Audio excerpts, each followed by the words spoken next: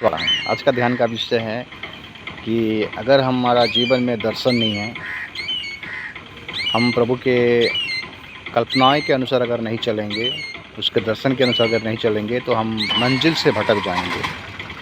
हम जानते हैं कि परमेश्वर जब अब्राहम को बुलाहट किया उत्पत्ति 12 अध्याय में, और बोला तो अपना देश, अपना कुटुंब और अपना ज्ञाति कुटुंब को छोड़कर यहाँ से निकल जा, मैं तुम्हें एक देश दूँगा। तो अब्राहम बिना देखे विश्वास करके निकल गया, और निकलने के बाद हम देखते हैं कि अब्राहम लूत को साथ में लेके चला गया था। उसके बाद हम देखते हैं उत्पत्ति 13 अध्याय में जब अकाल पड़ा तो मिस्र को चला गया, और वहाँ पर फिर उनके पास जब गया तो अपना बीवी से बोला कि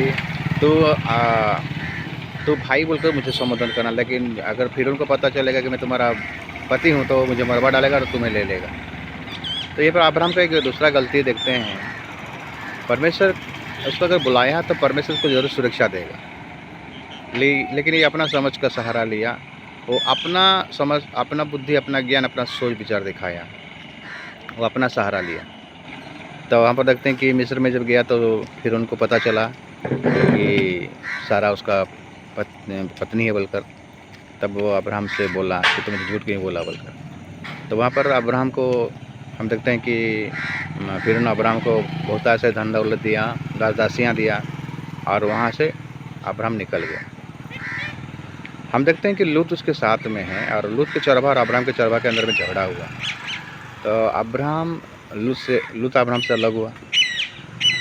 उसके बाद हम देखते हैं कि मिस्र से जो दासी लेकर आया था हाजिरा, उत्पत्ति 12 से लेकर उत्पत्ति 16 अध्याय तक हम देखते हैं कि अब्राहम के जीवन में जो परमेश्वर जो आशीष को रखा था, जो कल्पनाएं रखा था, योजनाएं रखा था, वो योजना सफल नहीं हो रहा है।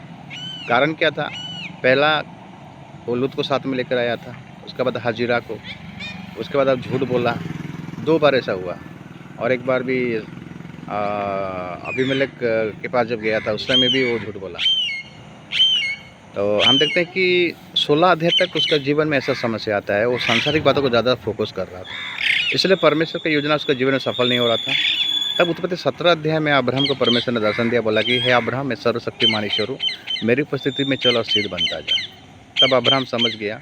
हम देखते हैं कि लूत अलग हुआ, हाजिरा से शादी भी किया था, हाजिरा से जो बेटा पैदा हुआ वो भी बारिश नहीं हुआ तो वो भी अलग हो गया। उसका पहले उसका पिताजी था, साथ में आया था, पिताजी अलग हुआ, लूत अलग हुआ, हाजिरा अलग हुआ। जब सांसारिक बातें जब अलग हुआ, उसका सोच, उसका विचार जो सांसारिक था वो चीज़ जब अलग हुआ, जब प्रभु के प्रति उसका मन लगा मृत्यु, तब परमेश्वर उसको हम देखते हैं कि इसहाक को दिया। जो प्रतिज्ञा परमेश्वर ने किया था, जो वाचा प्रभु बांधा था अब्राहम के साथ में, इसहाक के रूप में उसको मिला। और उत्पत्ति 22 अध्याय में परमेश्वर ने अब्राहम को परीक्षा किया, अपना इकलौता पुत्र ले और मोरिया पर देश में जाओ, उस पर्वत में तो उसको क्या करता, होम बलि करके चढ़ा देना। तो अब्राहम यहीं पर और सांसारिक ही नहीं था। अभी अब्राहम परमेश्वर के वचन को माना, आज्ञाकारी बना और धार्मिकता में गिनती में आया, और विश्वास का पिता बोलकर नाम पाया। तो यही बात है मेरे प्रिय, विश्वास के साथ साथ अब्राहम ने कर्म किया, और उसी के लिए वो धार्मिकता में गिनती में आया। तो इसलिए अगर हमारे जीवन में अगर दर्शन प्रभु रखा है, योजना रखा है, अगर प्रभु की इच्छा के अनुसार चलेंगे, उसके मर्जी में चलेंगे, तो हमारा जीवन में हर प्रकार का जो प्रतिज्ञा प्रभु रखा है, जो योजना रखा है, जो कल्पना रखा है, वो सब सिद्ध होगा, पूरा होगा।